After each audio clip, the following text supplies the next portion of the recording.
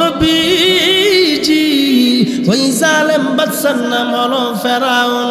ওই ফেরাউনের ঘরে একটা বাদী ছিল, ওই বাদীর নাম হলো মাশেতা। ওই মাশেতা ফেরাউনের ঘরের কাজের মেয়ে ছিল। একদিন মাশেতা ফেরাউনের মেয়ের মাথা আশ্রয় দিতেছেন, হঠাৎ করে চিরুনিটা জমিনের মধ্যে পড়ে যায়। মাশেতা বলছিল বিসমিল্লাহ। ফেরাউনের মেয়ে আশ্চর্য হয়ে গেলেন, বললেন ওগো বোন মাশেতা, তুমি কার নাম নিলে আমি জানতে চাই, তুমি কার নাম নিলে আমি জানতে চাই। মাশেতা বলল, ও ফেরাউনের মেয়ে, আমি যার নাম নিছি এটা তোমার বাবার নাম নয়। মাশেতাকে বলেন, ও বোন আমি জানতে চাই এটা কার নাম। আমি তো জানি আমার বাবা হলো সবচেয়ে বড় খুদা, আমার বাবা ফেরাউন হলো সবচেয়ে বড় খুদা, ওনার চাইতে আর কোনো খুদা নাই, ওনার চাইতে বড় কোনো খুদা নাই। জুরকন্না নাউজুবিল্লাহ। ও মুসলমান, ফেরাউনের মেয়ে যখন এমন ভাবে মাশেতাকে বললেন, মাশেতা বলল, ও বোন শুনো, আমি যার নাম নিছি উনি তোমার বাবা নয়, উনি তোমার বাবা ফেরাউনকে বানাইছেন, জমানার নবী মুসাকে বানাইছেন, আমাকে বানাইছেন, আমার আল্লাহ তোমাকে বানাইছেন, উনি আর কেউ নাই, উনি হলেন মহান রব্বুল আলামিন, উনি হলেন আমার আল্লাহ। জোরে কন্যা সুবহানাল্লাহ। মুসলমান বাবারা আমার, মাশেতা যখন এই কথা বললেন, ফেরাউনকে গিয়ে বলল, গো আব্বু, আপনার ঘরে যে একজন কাজের মেয়ে থাকে, উনি কিন্তু আপনাকে আল্লাহ বলে মানে না, আপনি নাকি আল্লাহ না, আপনি নাকি কিছু করাতে পারেন না। ফেরাউনের মেজাজ গরম হয়ে গেছে, এই কথা কে বললো, আমি আল্লাহ না। অথচ ফেরাউন নিজেকে বলে আনা রব্বুকুমুল আ'লা, আমি হলাম সবচেয়ে বড় খুদা, আমি হলাম সবচেয়ে বড় খুদা। সে নিজেকে সবচেয়ে বড় খুদা দাবি করতো। ফেরাউনের মেয়ে বলে, ও আব্বা শুনেন, মাশেতা বলে আপনি নাকি খুদা না, আপনাকে বানানোওয়ালা একজন আছে, আমাকে বানানোওয়ালা একজন আছে।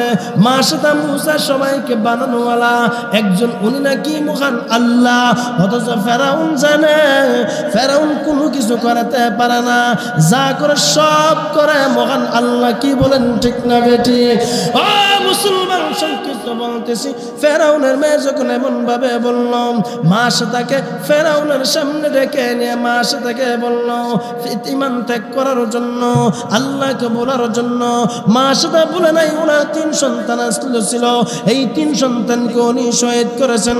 জালেম ফেরাউন শহীদ করেছে, মাশেতাকে শহীদ করেছেন।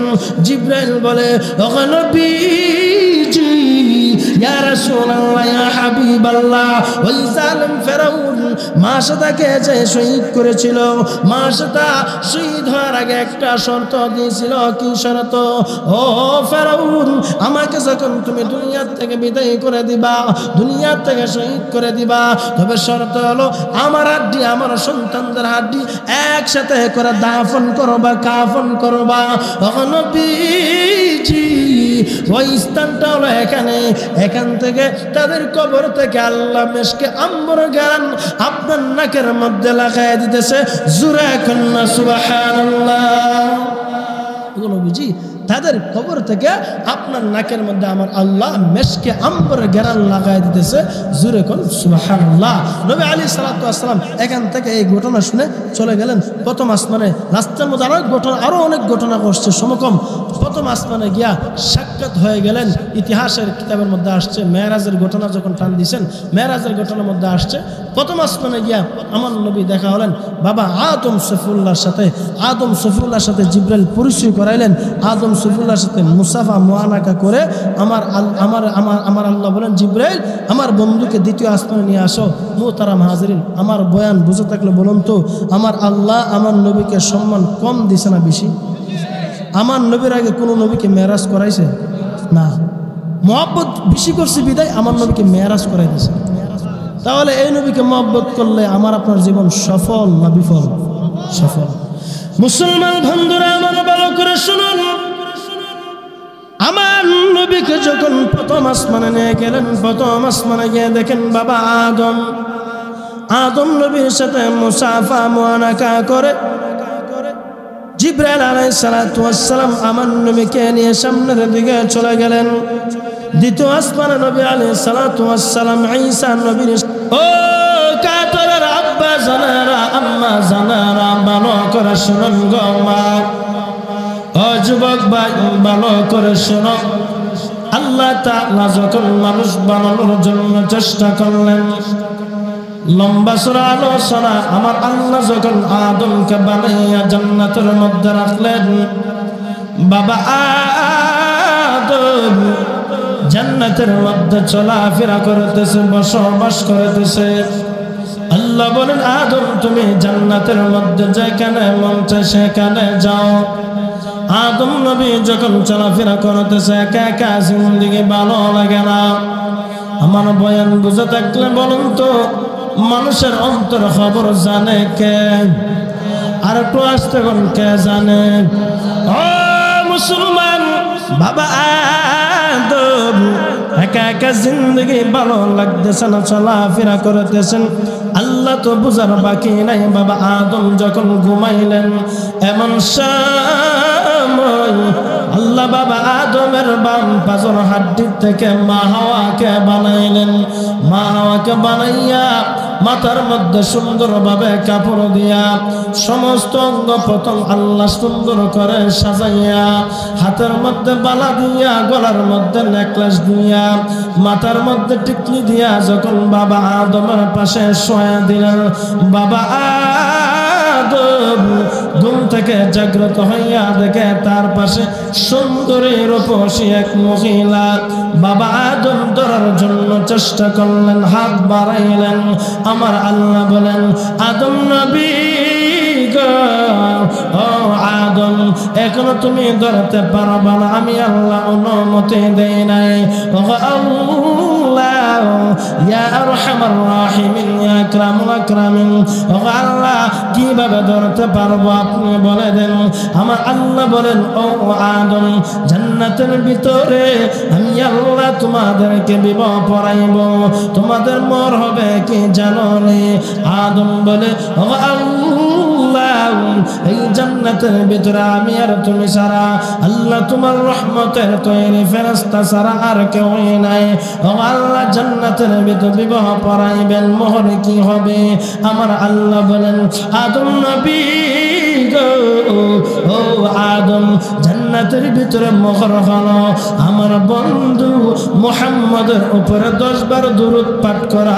জোরে কন্যা সুবহানাল্লাহ, আর একটু জোরে কন্যা সুবহানাল্লাহ। মুহাম্মদ পিয়ারা नज़ाकत रहेगी, उसी की मोहब्बत हमेशा रहेगी, उसी की मोहब्बत हमेशा रहेगी। तमन्ना हमारा नज़ाकत रहेगी, दियार मदीना रफ़ाक़त रहेगी, दियार मदीना रफ़ाक़त रहेगी। ओ कहतरार अब्बा জানেরা ভালো করে শুনুন গো বাবা, ও মায়েরা ভালো করে শুনেন। আমার আল্লাহ আমার নবীকে কত সম্মান দিছে। আল্লাহ বলেন আদম নবী গো, আমার বন্ধুর উপর দরুদ পাঠ করলে তোমার মোহর আদায় হয়ে যাবে। আল্লাহ যখন বিবাহ পড়াইয়া দিলেন, বাবা আদম আর মা হাওয়া জান্নাতে চলাফেরা করতেছেন, বসবাস করতেছেন। আল্লাহ বলেন ও আদম ও হাওয়া, ওই যে গাছটা দেখা যায়, লা তাকরাবা হাযিহি শাজারাতা ফাতাকুনা মিনাজ জালিমিন। ও আদম আদম ও হাওয়া ওই যে গাছটা দেখা যায় গাছের নিচে যায় না, গাছের ফল ভক্ষণ করিয়া না। যদি ফল ভক্ষণ করো গো তুমি জালেমদের অন্তর্ভুক্ত হয়ে যাবা, জুলুমকারীদের দলে পড়ে যাবা। আদম নবী বলল ও আল্লাহ তুমি আমাকে মুহাব্বত করে বানাইলা, আল্লাহ পছন্দ করে বানাইলা, আমি তোমার হুকুম অমান্য করব না, আল্লাহ তোমার হুকুমের বাহিরে চলব না। বাবা আদম যখন চলাফেরা করতেছে, মা হাওয়া যখন চলাফেরা করতেছে, ওই দিক দিয়া আল্লাহ যেদিন ইবলিসকে বলেছিল ইবলিস সাজদা করো, ইবলিস যখন সাজদা করেন নাই, বাবা আদমকে যখন ইবলিস সাজদা করেন নাই, আল্লাহ বলেন তুমি জান্নাত থেকে বাহির হও। ইবলিস বলছিল ও আল্লাহ আমাকে তুমি জান্নাত থেকে বাহির করে দিবা, আল্লাহ আমি তোমার কাছে কয়েকটা শর্ত চাই, আল্লাহ এর মধ্যে একটা হলো তুমি আমাকে এমন ক্ষমতা দিয়ে দাও আমি আদম সন্তানদের পশমের গোড়ায় গোড়ায় থাকবো, আল্লাহ তাদেরকে কুমন্ত্রণায় দিয়া জাহান্নামে প্রবেশ করাবো, জাহান্নামে ঢুকায় দিব। 2 নম্বর শর্ত হলো আল্লাহ আমাকে তুমি কিয়ামত পর্যন্ত হায়াত দাও, আমার মরণ নাই, যেদিন দুনিয়া আসমান জমিন ভাঙে চূর্ণ বিচূর্ণ হয়ে যাবে আল্লাহ উপর ওই দিন আমার মরণ হবে, আল্লাহ তুমি আমাকে কিয়ামত পর্যন্ত হায়াত দাও। আল্লাহ বলে মানলাম।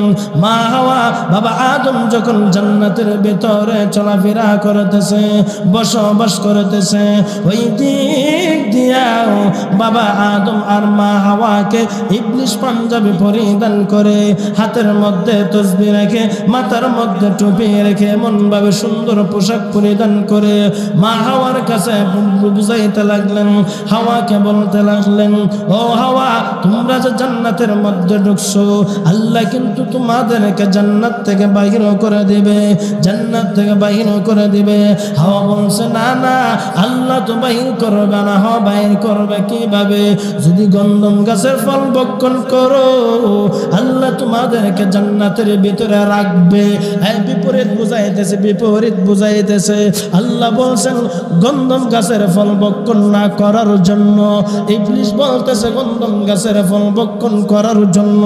কি বলেন ঠিক না বেঠিক? একটু জোরে কোন ঠিক না বেঠিক?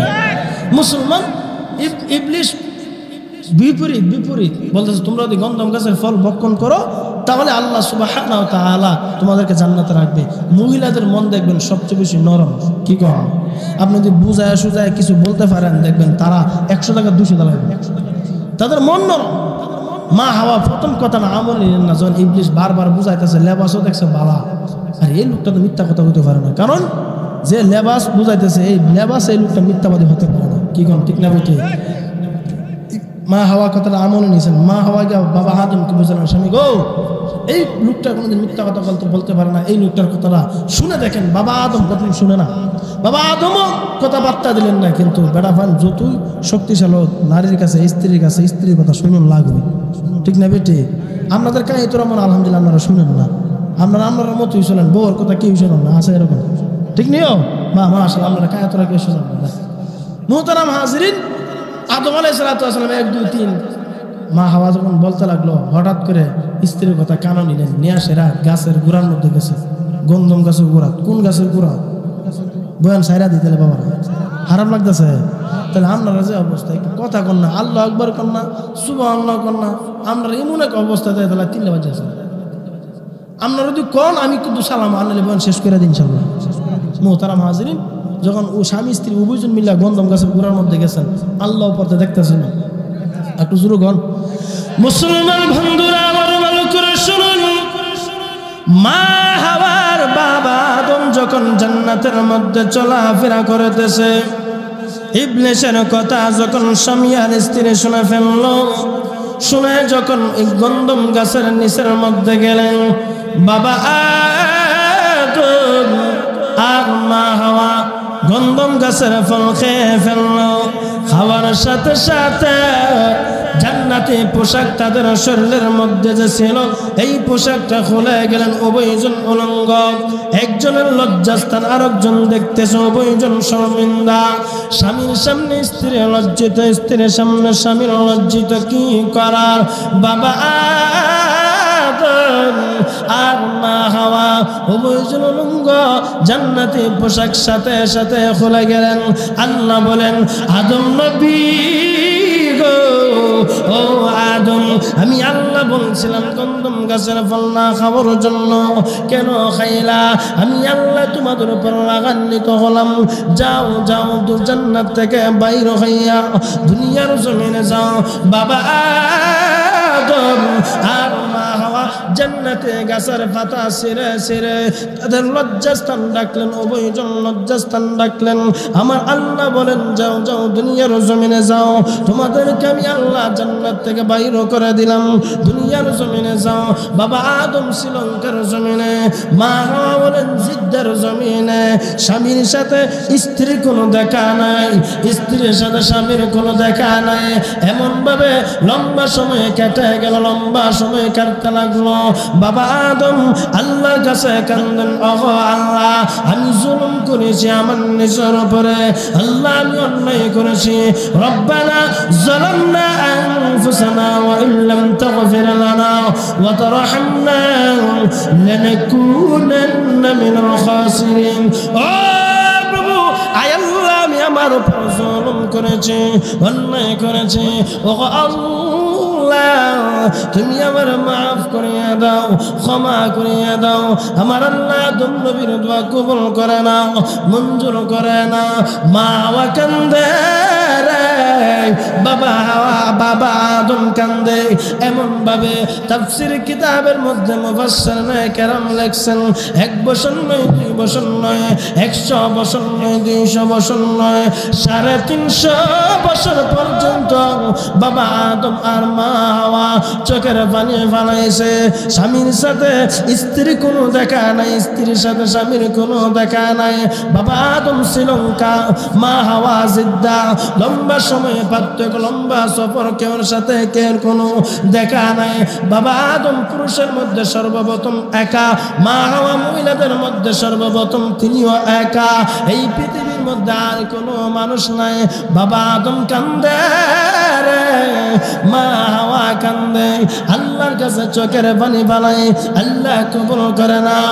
লম্বা সময়ের পরে 350 বছর কান্দার পরে যখন বাবা আদম আল্লাহকে লক্ষ্য করে বললেন, ওগো আল্লাহ, ইয়া আরহামার রাহিমিন, ইয়া আকরামুল আকরামিন, ওগো আল্লাহ, আমি আদমকে যখন তুমি জান্নাতের মধ্যে ঢুকায়া দাও, ওগো আল্লাহ, আমার স্ত্রীকে যখন তুমি জান্নাতের ভিতরে বানাইয়া ঢুকেছিলা, আমি আর আমার স্ত্রী যখন জান্নাতের ভিতরে পাও রাখলাম, রাখার সময় আল্লাহ জান্নাতের গেটের মধ্যে তাকিয়েছিলাম, আমাদের নজর জান্নাতের গেটের মধ্যে নজর পড়েছিল।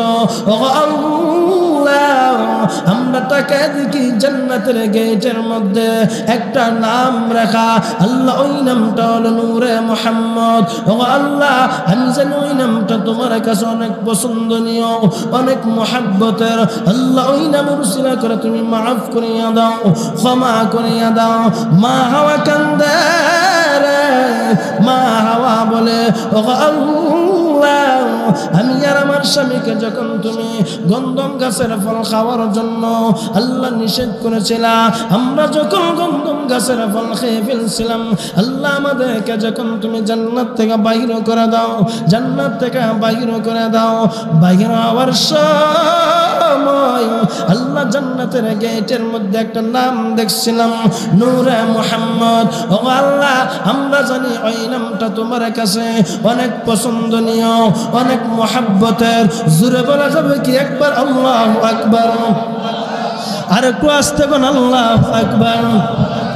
ও মুসলমান, বাবা আদম আর মা হাওয়া যখন এমন ভাবে আল্লাহর কাছে বলতে লাগলেন, আল্লাহর কাছে বলতে লাগলেন, বাবা আদম আর মা হাওয়া 350 বছর পরে যখন আল্লাহর কাছে আমার নবীর নাম নিয়ে দোয়া করলেন, ও আল্লাহ, তোমার বন্ধু উসিলা করে আমাদেরকে মাফ করিয়া দাও, ক্ষমা করিয়া দাও। আল্লাহ বলেন, আদম নবী গো, ও হাওয়া, আমার বন্ধুর উসিলা দিয়া যদি আর আগে দোয়া করতা, আমি আল্লাহ তোমাদের দোয়া আমি আল্লাহর আগেই কবুল করে নিতাম। জোরে কন্না সুবহানাল্লাহ।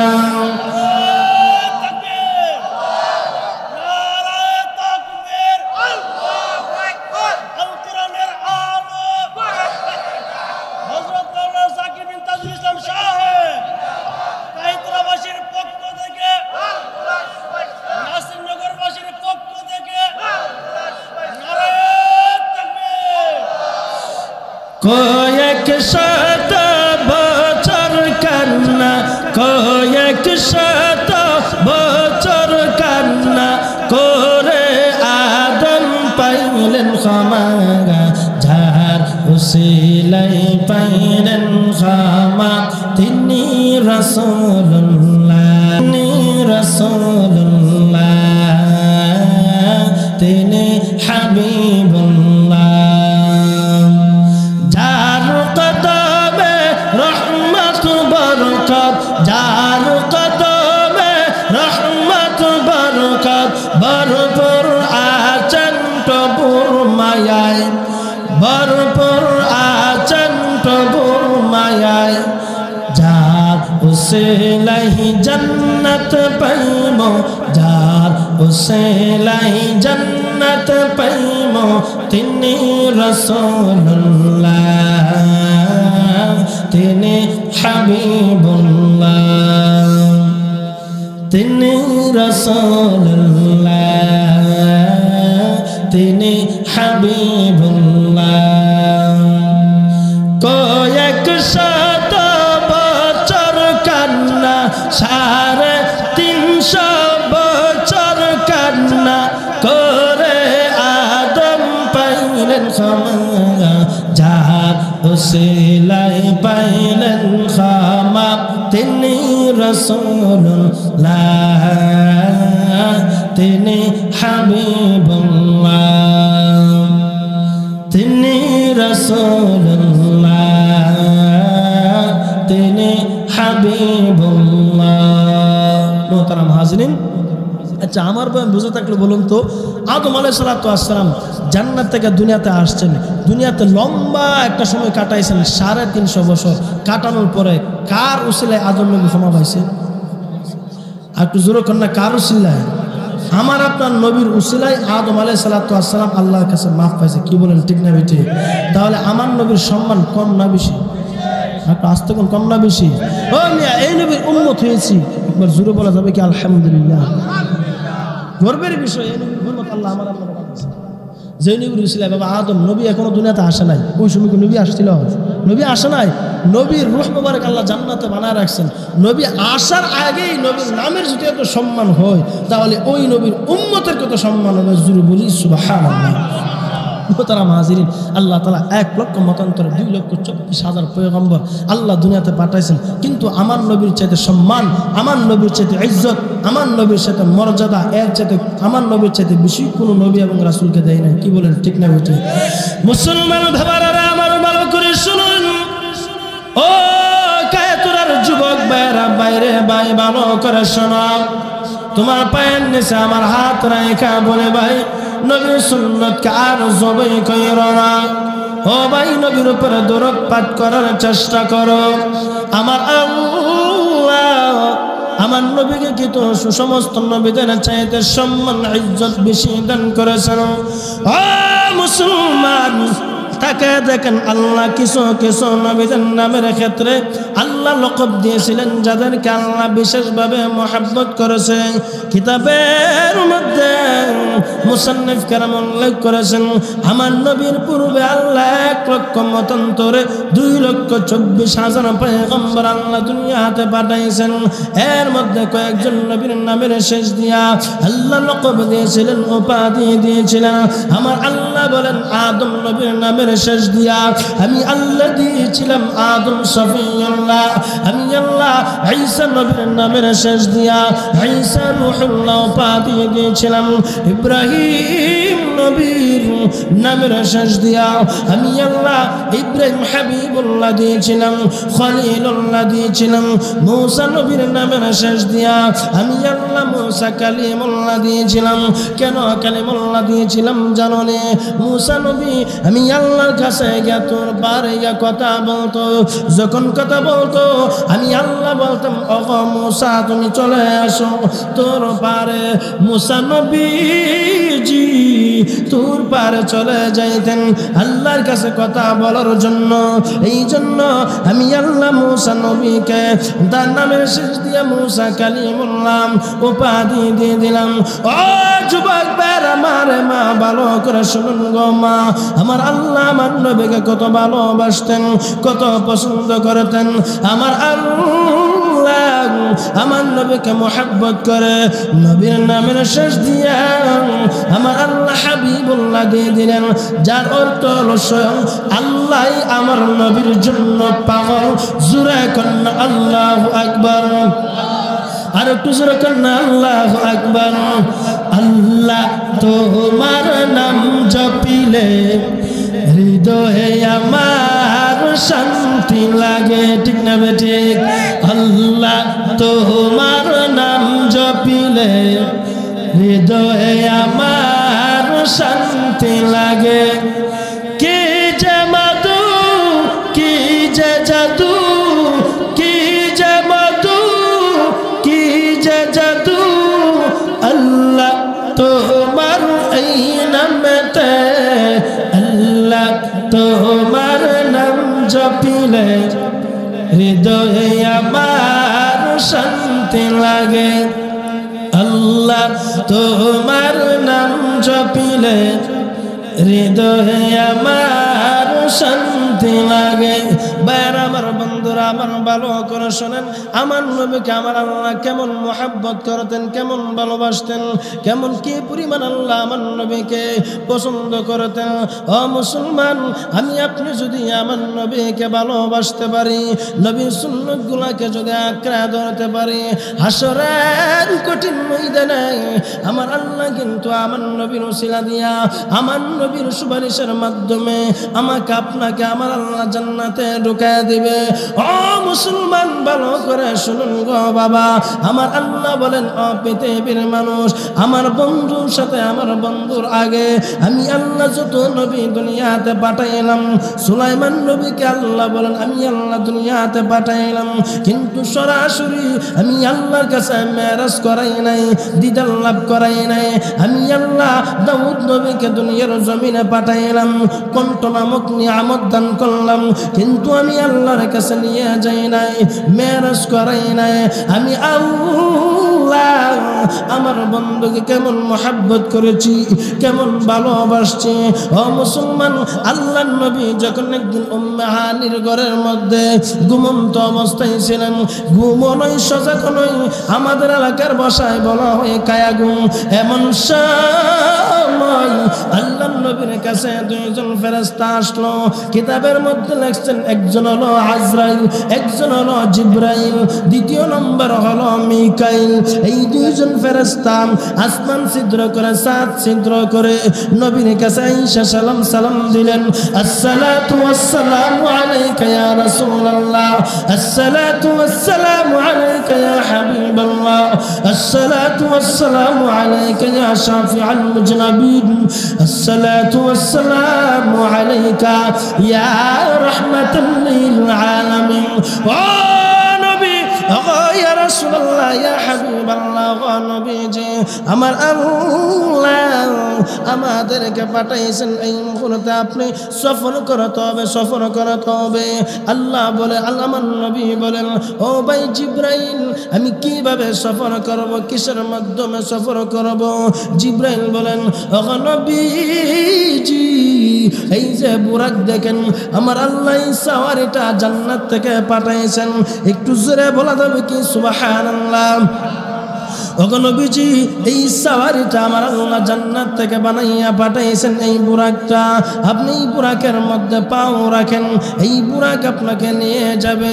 আমার কথা নয়, আমার আল্লাহ বলেন, সুবহানাল্লাযী আসরা বিআবদিহি লাইলাম মিনাল মাসজিদিল হারাম ইলাল মাসজিদিল আকসা আল্লাযী বারাকনা حوله لنريه من آياتنا আমার নবী যখন ঘুম থেকে জাগ্রত হয়ে মাকাম ইব্রাহিমের মধ্যে গেলেন মাকাম ইব্রাহিম থেকে আমার নবীকে মিকাইল আর জিব্রাইল দুইজন ফেরেশতা মসজিদে আরাম থেকে সর্বপ্রথম মসজিদে আকসার মধ্যে গেলেন মসজিদে আকসার মধ্যে নিয়ে নিলেন ওইখানে সমস্ত নবীদেরকে আমার আল্লাহ জমা করলেন আদম নবী থেকে নিয়ে ঈসা নবী পর্যন্ত আমার আল্লাহ যত নবী দুনিয়াতে পাঠাইছেন সমস্ত নবীদেরকে আমার আল্লাহ বাইতুল মুকাদ্দাসে জমা করলেন একত্রিত করলেন কোথা থেকে যেন একজন আযান দিলেন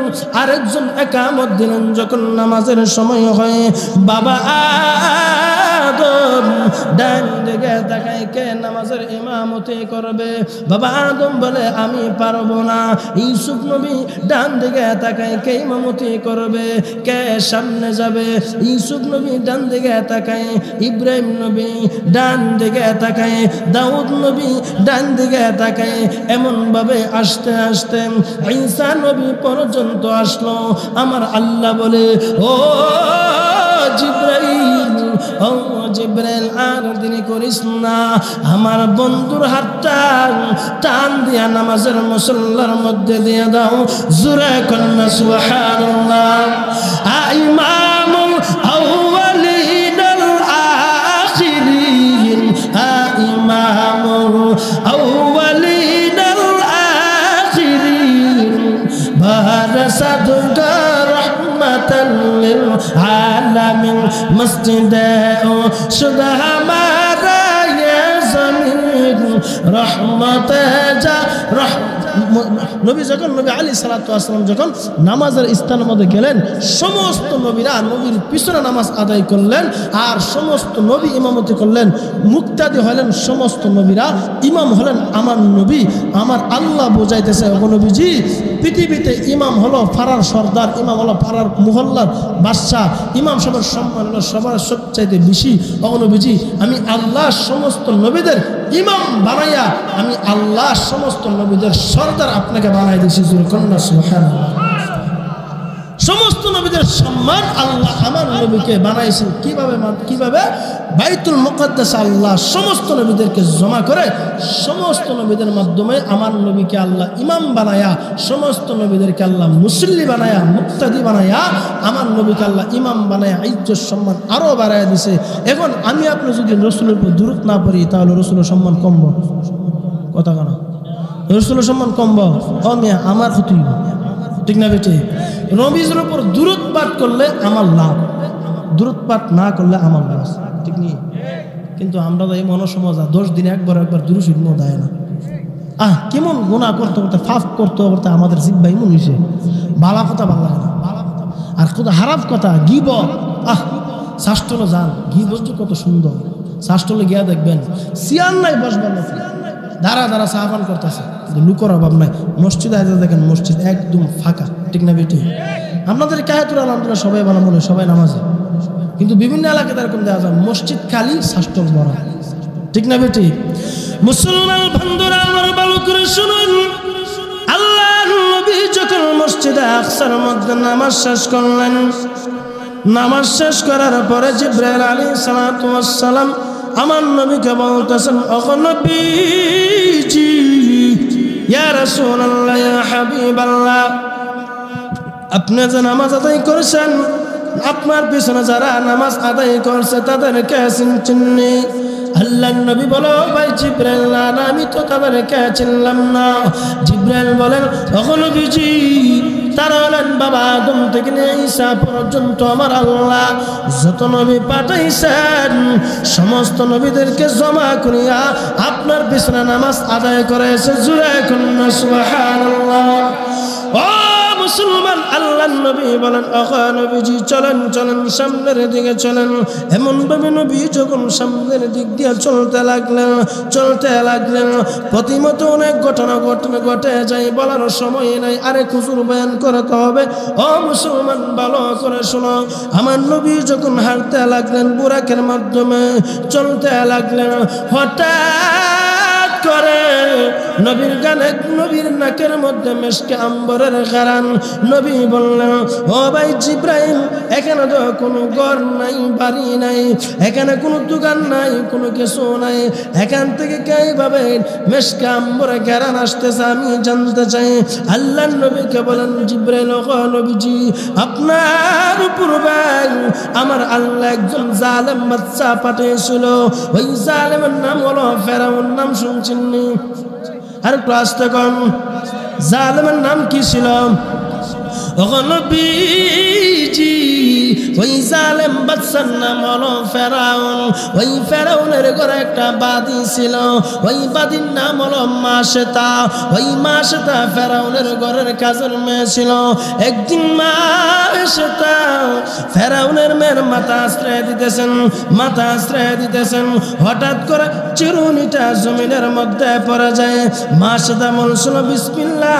ফেরাউনের মেয়ে আশ্চর্য হয়ে গেলেন, বললেন, ওগো বোন মাশেতা, তুমি কার নাম নিলে আমি জানতে চাই, তুমি কার নাম নিলে আমি জানতে চাই। মাশেতা বলল, ও ফেরাউনের মেয়ে, আমি যার নাম নিছি এটা তোমার বাবার নাম নয়। মাশেতাকে বলেন, ও বোন, আমি জানতে চাই এটা কার নাম। আমি তো জানি আমার বাবা হলো সবচেয়ে বড় খোদা, আমার বাবা ফেরাউন হলো সবচেয়ে বড় খোদা, ওনার চাইতে আর কোনো খোদা নাই, ওনার চাইতে বড় কোনো খোদা নাই। জোর কন্যা নাউজুবিল্লাহ। ও মুসলমান, ফেরাউনের মেয়ে যখন এমন ভাবে মাশেতাকে বললেন, মাশেতা বলল, ও বোন শুনো, আমি যার নাম নিছি উনি তোমার বাবা নয়, উনি তোমার বাবা ফেরাউনকে বানাইছেন, জমানার নবী মুসাকে বানাইছেন, আমাকে বানাইছেন, আমার আল্লাহ তোমাকে বানাইছেন। উনি আর কেউ নাই, উনি হলেন মহান রব্বুল আলামিন, উনি হলেন আমার আল্লাহ।